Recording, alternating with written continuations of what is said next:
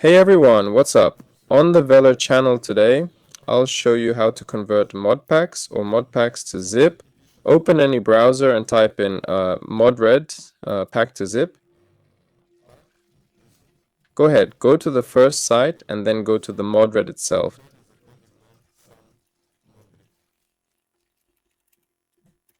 So we go in and here we click on modpacks, select the mod pack we need, copy it, right click and click copy address.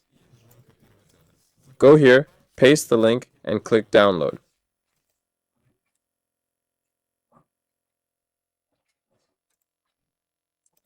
Or like this.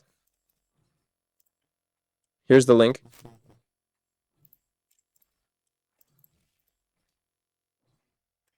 And we download it. Wait, actually from the beginning. And the zip file was downloaded. And here everything will already be set. That was Velar. Leave likes and subscribe to the channel. See you all later.